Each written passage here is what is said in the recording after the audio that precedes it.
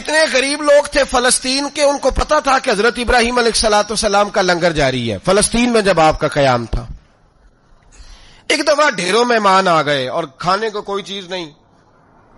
حضرت سارہ اور جناب ہاجرہ دونوں اس وقت موجود تھیں۔ وہ کہنے لگی ابراہیم بہت سارے مہمان آ گئے تو کیا کریں؟ جناب سارہ کہنے لگی کس طرح کر کے ان کی مہمان نوازی کرنی؟ اور حالات یہ ہیں کہ قحط پڑا ہوا ہے فلسطین میں، مصر میں، دور دراز علاقوں میں۔ تو حضرت ابراہیم کہنے لگے یہ اللہ کے مہمان ہیں اور ہمیں رب کریم کا بندہ سمجھ کے آ گئے ہیں، اللہ ہی بندوبست کرے گا۔ فرمانے لگے میرا مصر میں ایک دوست ہے، وہ قحط کے دنوں میں غلہ جمع کر لیتا ہے، میں اس کی طرف پیغام بھیجتا ہوں، مجھے امید ہے وہاں سے غلہ ملے گا۔ 2 3 5 اونٹ والے غلام بلائے اور ان کو کہا کہ جاؤ غلہ لے آؤ مصر کے دوست سے۔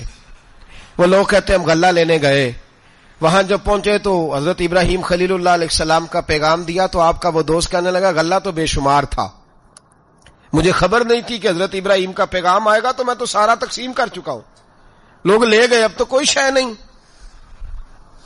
اب وہ خالی آ گئے 5 کے 5 اونٹ۔ جب خالی آئے تو حضرت ابراہیم کی حویلی کی دیواریں چھوٹی چھوٹی تھیں، ان غلاموں میں سے، خادموں میں سے، آپ کے ان چاہنے والوں میں سے ایک کہنے لگا یار وہ غریب تو انتظار کر رہے ہوں گے کہ غلہ لینے گئے ہیں، ہمیں روٹی ملے گی۔ چھوٹی چھوٹی دیواریں ہیں، وہ جب دیکھیں گے نا خالی آ گئے تو انہیں تکلیف ہوگی، اس طرح کرو بوریوں میں ریت بھر لیتے ہیں، ریت بھر کے لے جاتے ہیں، بعد میں اندر رکھ کے انہیں سمجھا بہلا لیں گے یا حضرت ابراہیم کو بتائیں گے، وہ خود ہی ان لوگوں کی دل جوئی فرمائیں گے۔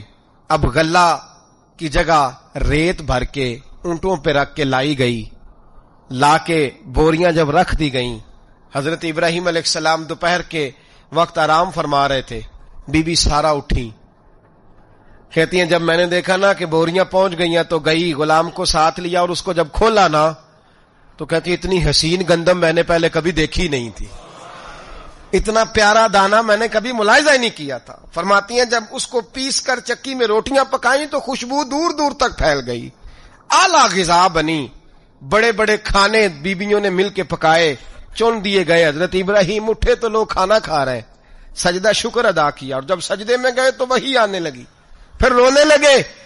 جب پلٹ کر باہر تشریف لائے تو جناب سارہ کہنے لگی ابراہیم تمہارا مصری یار بڑا اچھا ہے، اس نے اتنی اعلیٰ گندم بھیجی ہے کہ اتنی تو میں نے پیاری گندم کبھی دیکھی نہیں۔ جناب ابراہیم مسکرائے، فرمانے لگی سارہ یہ مصری یار نے نہیں بھیجی، یہ میرے عرشی یار نے بھیجی ہے، یہ میرے عرشی یار نے بھیجی۔